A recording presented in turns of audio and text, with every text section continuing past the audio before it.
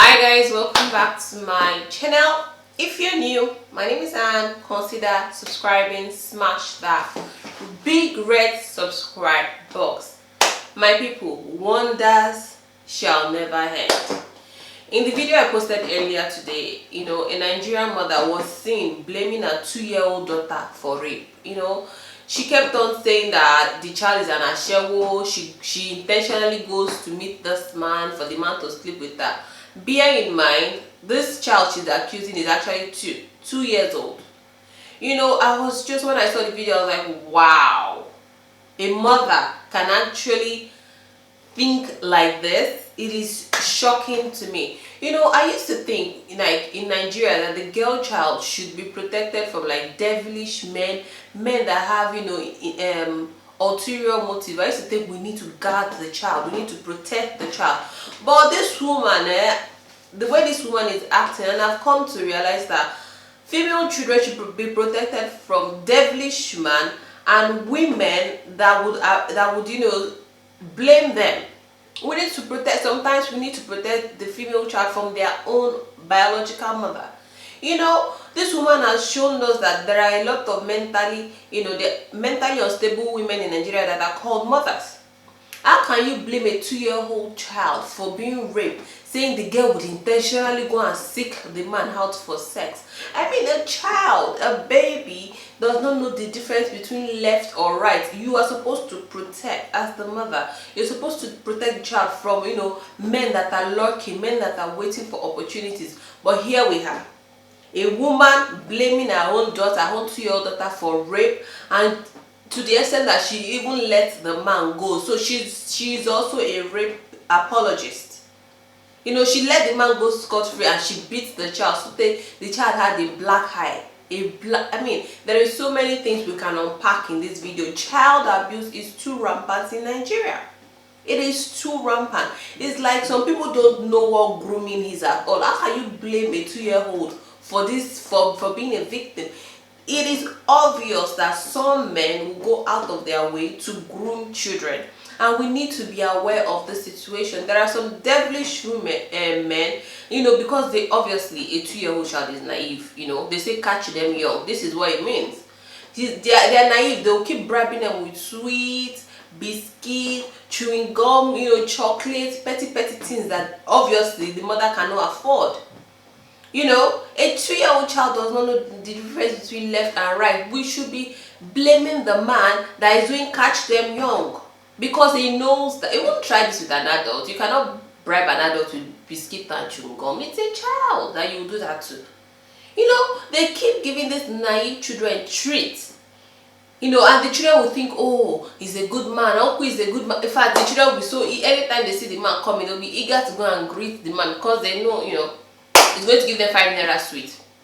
This grooming, it lets down the guards of the children. Even if the man is raping the child would not want to report, because there's a promise of chewing gum, there's a promise of sweets, there's a promise of chocolate. So he's taking advantage of the child's naivety, abusing children because of biscuit and sweet. The level of decay in Nigeria, the level, because of biscuit and sweet, you can have access to a 2-year-old child. How can the mother call your own child a prostitute? Like the child is seeking out this man. Like, I'm not gonna lie, a lot of parents in Nigeria, they need to start going for training. They need to start educating them on how to spot when somebody is actually grooming your child. Some parents will say, oh, he's a friendly man, he's a nice man, he's always buying their child sweets. I'm not making this video for you to be paranoid as a parent. No. There are some, generous men out there. They like kids. There's a difference between someone that likes kids and someone that is grooming a child. There are some people that they cannot wait. They want to lap the child. The only children they lap are girls. They don't lap boys.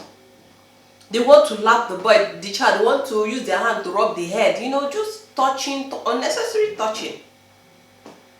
A lot of parents in Nigeria need training. They need to know how to spot things like this. You know, these men are all around us. We think they are friendly. They are not friendly. They are wolves in sheep clothing. Always carrying children. I despise that thing. You cannot carry a child on your lap. And if you're around me, sit down. Let the child sit down. They are doing all these things so that you, the parent, will trust them, and the child will also trust them. You know, we need to be extra vigilant. This situation will keep happening. This rape will keep happening because there are people that would excuse rapists. Now, see this so-called mother calling her own child a prostitute, a 2-year-old child, excusing the man, but you know, saying the child knows what she's doing. She's always going there. Why is she going there? Rape apologists are as guilty as rapists themselves. That is my own opinion. You know, they are quick to ask stupid questions like, what was she wearing? She said the child was going to sleep with the man in the middle of the night. Like, she's always dodging an eye. Like, how can you accuse a child of that? Like, she doesn't know what she's doing. Maybe in her own brain, all she's thinking about is sweets, biscuits. If they would excuse this man, like, why would you go to a man's house in the middle of the night? Why would you wear that clothes? Why would you dodge? Why would you do this? Rape apologists are as guilty as the men, as the people committing these atrocities.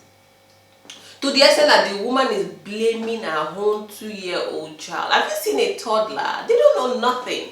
They don't know right from wrong. They don't even know whether if they jump from 10-story building and they land that they would die. Everything in their head is cartoon. They don't know nothing. You know, we have a long way to go as a society in Nigeria. We keep saying we are cultured, we are cultured. We are not. As social media has exposed that, we're just a bunch of hypocrites. There's nothing cultured about us. We have a long way to go. And unfortunately, rapists have been getting away with a lot of, you know, this crime for years. People are bragging on social media, getting away with it. They don't care. It is so unfortunate that Nigeria is a third world country. So unfortunate. Women are treated like second-class citizens. Children are treated like third-class citizens. The level of abuse. To the extent that a mother that is supposed to protect would rather blame the child than to blame the man. Like, she would not take any action to stop what is going on. All she thinks is, I'll beat her, I'll beat her, I'll beat her. You're not even thinking about, how can I stop this, how can I involve authorities? That was not in her brain. Calling 2-year-old child ASHAWO. I mean, it's very sickening. When I saw the video, we have to just, you know, agree that ignorance and illiteracy is a big disease in Nigeria. Hey, some parents will destroy their children's life with ignorance and they don't even know it. You know, honestly speaking, I won't lie to you. Sometimes when I see the stories of rape and everything, sometimes I get tired of talking about rape in Nigeria. But then again, I think about it, like, I cannot stop talking about it. We cannot stop fighting this injustice because women are actually tired of being raped. These victims are actually tired of being taken advantage of and being abused. So we cannot say we're tired of talking about it, you know, like, another video, another rape video. You know, I did one like yesterday, like, can't we talk about something else? Can't we move on? How can we move on when the victims themselves are tired of being raped, being used? You know, we have to keep hope alive. We have to keep demanding for justice for these victims, you know. So men will take advantage of your circumstances. They will use your circumstances to take advantage of you. Imagine using biscuit, sweet. How much is sweet? Luring children with sweet to rape them. That is the most devilish. Like, the man cannot think about ways to, like, you know, to get himself out of poverty. They cannot use their brain to develop software, to develop technology. They are using their brain to go and buy sweets to lure little children like chicken, because you know the mother cannot afford it. So you're taking advantage of the child. That is what the man is doing. The woman's neighbor, taking advantage of a child. That is the most sickening, the most disgusting act ever. You know, and we need to expose all these rape apologies. There are some mothers that will be in the same house with their husband, and the man will be raping the child and they'll be hiding it. We will expose all of them one by one video at a time. All of you are going to get exposed. The level of rape in Nigeria, the level of rape against children, it is such that we need to condemn. It needs to stop. It needs to stop. We cannot keep like ignoring it, keep turning our faces like it doesn't exist. It exists, and we need to do something about it. You know, it is like children, like I said, children are treated like third-class citizens. It's like what is crimes against them does not matter. They're treated like third class. A lot of abnormal things is going on in that country, in Nigeria. It is until you leave Nigeria, you travel out of Nigeria, you now start seeing that, wow, man, a lot of things are not normal in that country. You know, the level of abuse is mind-boggling. What I want us to do is, if you live in Nigeria, right, and you see that a child is being abused, whether it's by the neighbor, by the pastor, by the father, because like I said, some mothers will hide it. Whether they're hiding it out of shame, you know, some mothers want to keep their marriage at all costs, who knows?